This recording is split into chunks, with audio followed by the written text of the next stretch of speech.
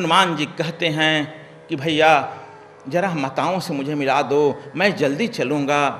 कहा कि माताओं से मिलेगा, चलो मैं मिला दूँ। जब देखता है आगे बढ़ते हैं कि कहो कि देखो यही पहले मेरी माता है, जिस पापिनी से मेरा यह जन्म हुआ है, इसको केकई कहते हैं। यह नरकगामिनी है, राजमाता नहीं है, राजमाता से च्युत कर दी गई है। इसी पापिनी के गर्भ से मैं जन्म लिया हूँ। यदि गर्भ में ही मैं मर गया रहता तो यह कम से कम दुर्दशा नहीं देखना पड़ता हनुमान जी। यह जो है यह पापनी है, और इसी पापनी के चलते आज जो आप लोगों को युद्ध की स्थिति हुई है, मात्र इसके चलते। इतना बड़ा परिचय।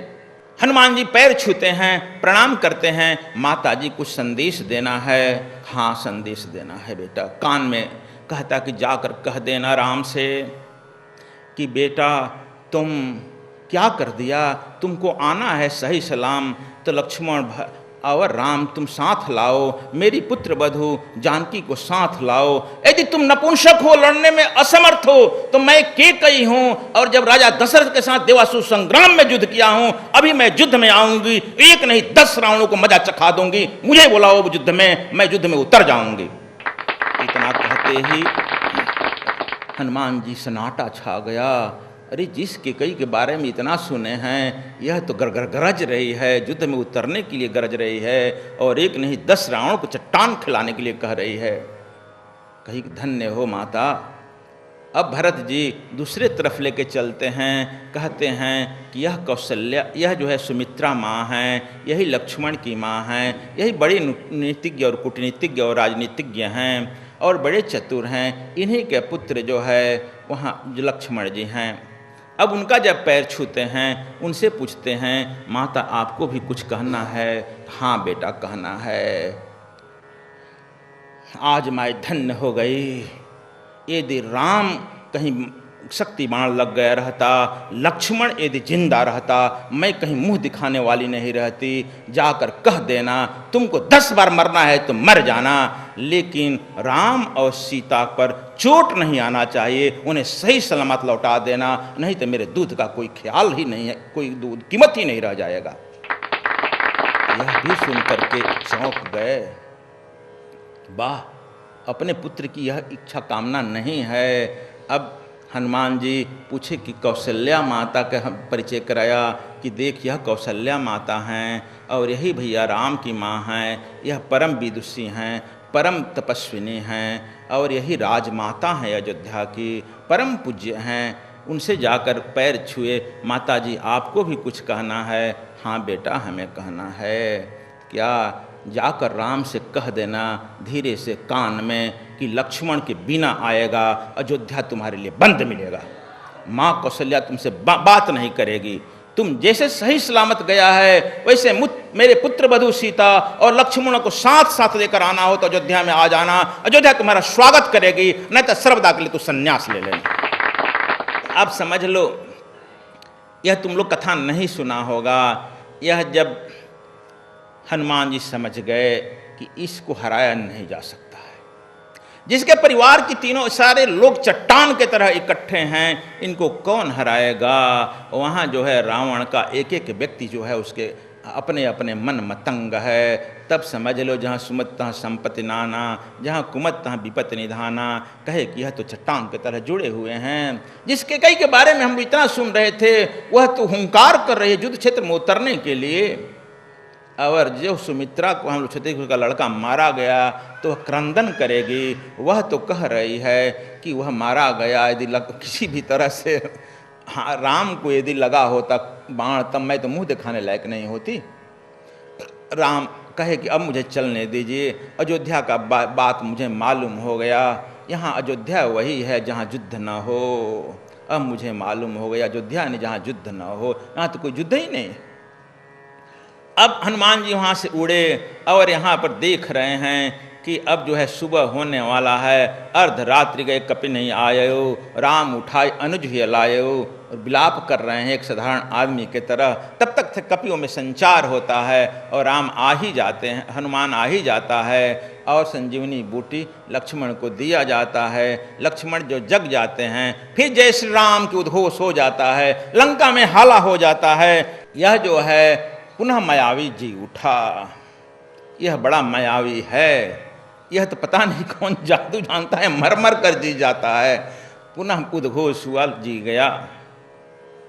अब यह कहता है कि अपने हम पुत्र को अब नहीं भेजना चाहते हैं। अब कुंभकर्ण याद आ जाता है। अब वह जाता है अपने भाई कुंभकर्ण को जगाता है, कहता है कि भाई कुंभकर्ण, अब हम घिर गए हैं चारों तरफ से, और रावण जब जाकर विभीषण भी उधर से मिल गया है। कुंभकर्ण जब जगता है तब उसका नशा फटता उतरता है। कहा कि अरे दुष्ट रावण, मैं तो तुमको बताया था कि तुम्हारे लंका का भूषण है, आभूषण है, कुलभूषण है, उसे किसी भी तरह मत जाने देना। वही मस्तिष्क है, तुम्हारा मस्तिष्क ही जब निकल गया तब बचा ही क्या, तुम्हारे नाश होने से कोई रोक नहीं पाएगा। और मैं क्या करूँगा, हमको तो शराब के नशे में सदैव डुबाया रहता है कि हम सोचूं नहीं। फिर यह इशारा करता है कि भाई यह तो होश में है, और जब होश में रहेगा तो लड़ेगा नहीं। और इशारा करता है दासियों से कीमती से शराब दो, और जब कीमती से कीमती शराब उसे पीता है तब वह भी अपने अब कहता है, जागा निश्चर देखिए कैसा, मनहु काल देह धरि वैसा, करण बूझा कहूँ भाई, काहे तव मुख रहे मुरझाई। कहता है कुंभकर्ण जगा, और जब इसको पिया दिया गया मरखा, तब कहता है कि अच्छा भाई, तुम मुझे युद्ध के अब बेहोश होने लगा, लड़खड़ाने लगा पैर, कहा कि मुझे युद्ध में जाने दो, लेकिन एक शर्त है, युद्ध में तुम्हारी फौज नहीं जाएगी, सेना नहीं जाएगी, अकेले मैं जाता हूँ, सबको मार और कर आ जाता हूँ। तुम जाओ, ऐश करो, सीता से शादी कर लो, और जाओ, तुम निश्चिंत रहो, खुशहाली मनाओ। जब होश में लड़खड़ाते हुए रथ पर बैठा तो उधर हल्ला हुआ कि काला पहाड़ आ रहा है, काला पहाड़ हो रहा है। इधर विभीषण जी जाकर राम के कान में कहे कि यह काला पहाड़ नहीं है प्रभु, यह जो है कुंभकर्ण मेरा बड़ा भाई ही है, और यह भी ब्रह्मा और इंद्र के द्वारा देवास्त्र दिव्यास्त्र से विभूषित है, यह भी तपस्वी है, और यह भी देवास्त्र का प्रयोग कर सकता है, इसलिए आप सावधान हो जाइए। और विभीषण जा करके पहले बड़ा भाई को प्रणाम किया, भैया प्रणाम। भी उसका थोड़ा होश आया, आंख खोला, कहा कि विभीषण हमसे दूर हो जाओ, तुम लंका के भूषण हो, तुम राम के पक्ष में मिल गए हो, ठीक किया है, और तुम हमको उम्मीद है कि राक्षस की जो संस्कृति और संस्कृति है बचा लेगा, राम के साथ रह करके लंका को बचा लेगा, और तुम बचा, लंका बचा, अन्यथा यह तुम्हारा बड़ा भाई रावण समाप्त करने पर तुला है। मेरा आशीर्वाद है, तुम जो है तन मन से राम का साथ दो, लड़ो, लेकिन मैं अभी युद्ध में आया हूँ, मेरी बुद्धि गड़बड़ा रही है, मेरे सामने से हट जाओ, अन्यथा मैं भाई नहीं समझूंगा, तुमको मार डालूंगा, इसलिए तुम मेरी पौरुष को जानते हो, हट जाओ। राम कहाँ है, मुझे उधर ले चलो, अपने रथी से करता है। और जब राम के तरफ वह लक्ष्मण के तरफ चलता है, लक्ष्मण को देखता है, राम को तो कहता है, ओ राम तुम ही हो, तुम्हारे बारे में मैं तो सुना था, तू सचमुच में बहुत सुंदर हो, यदि मेरी बहन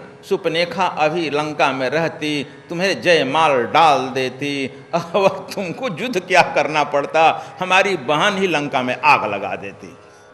कुंभकर्ण राम को देखकर ठास करता है, इनको कुछ कान में कहते हैं विभीषण, बताते हैं, और घोर युद्ध में यह जो है बंदरों को तो ऐसे मारता है जैसे घास भूसा मारता है। एक रड लिया है, रड से ही मार रहा है, हाथ पैर नाक से मार रहा है। बंदर त्राही त्राही करके भाग चलते हैं पहाड़ गिरी गुफा में, और यहाँ जब त्राही त्राही मच जाती है तब लक्ष्मण कहते हैं, भैया यह तो सारी फौज हमारी बंदर सेना को खा ही जाएगा, कुछ को अब क्या किया जाए। इसके लिए तो बंदर सेना मालूम होता है कि गाजर मूली है, खा रहा है।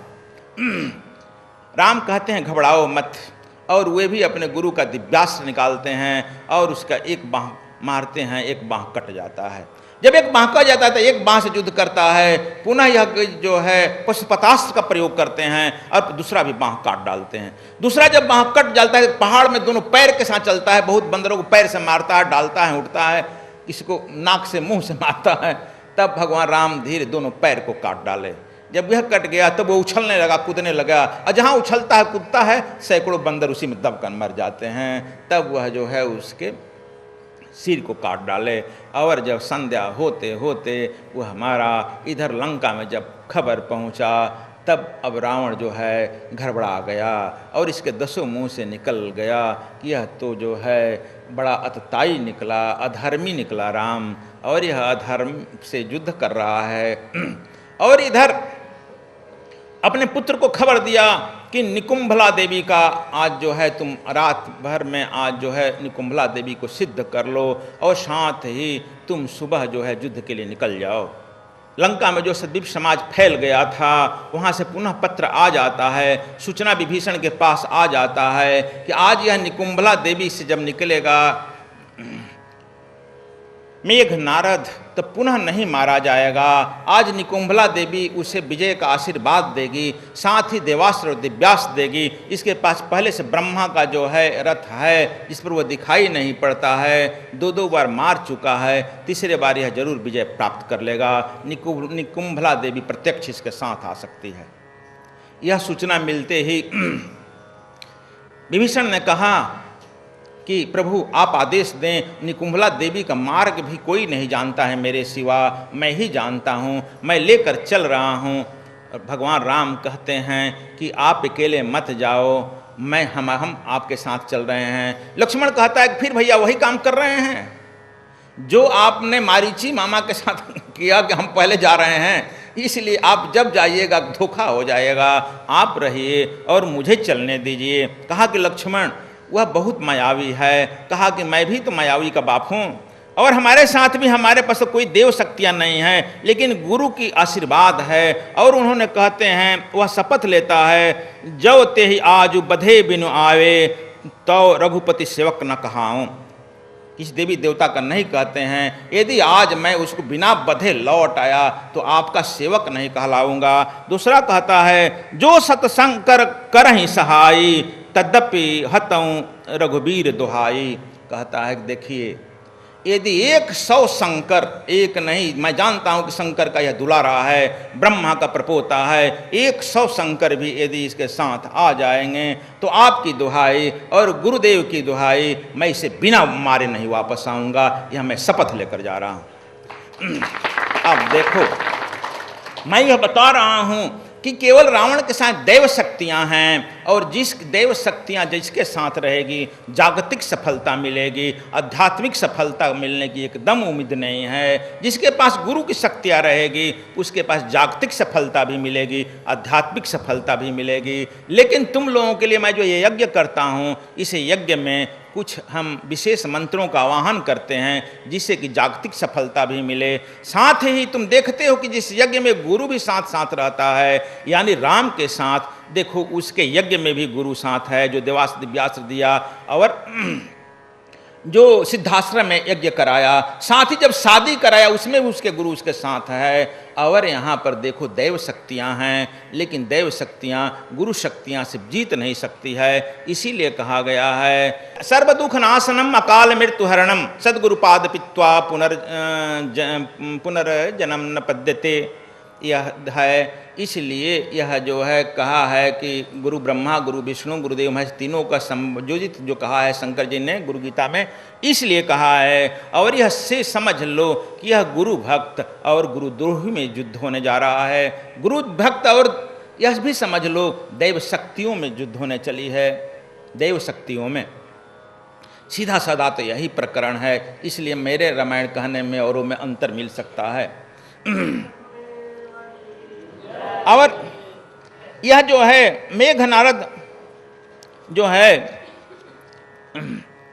अब लेकर जब चलते हैं और प्रातः होने के पहले ही यह बांदरी फौज के साथ हनुमान जी भी चलते हैं साथ साथ, सब लोग वहाँ घेर लेता है और देखता है वहाँ पर आकी भैंसा रुधिर का हुआ करा ओम फट फट स्वा फट ओम हरिम फट स्वाहा। भैंसे का और रक्त के साथ हवन कर रहा है। यह मंत्र जब होता है तो बड़ा खतरनाक है, विध्वंसक मंत्र का जाप कर रहा था।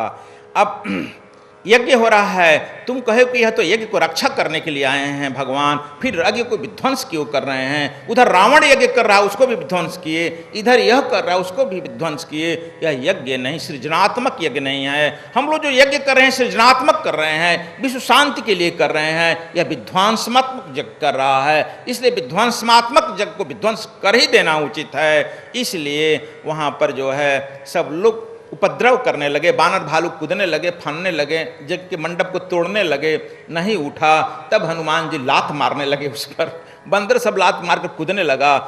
जब लात मारकर कूदने लगा तब क्या करे, इसकी ध्यान टूट गया। फट हम स्वाहा जो अंतिम आहुतियाँ सब थी वह बीच में खंडित हो गई।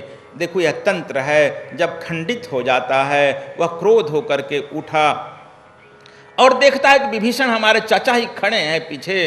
कहा कि अरे दुष्ट चाचा, तो आज तक तो तुम हमको पिता से भी ज्यादा मानता था, आज मेरे मृत्यु का कारण बन गया।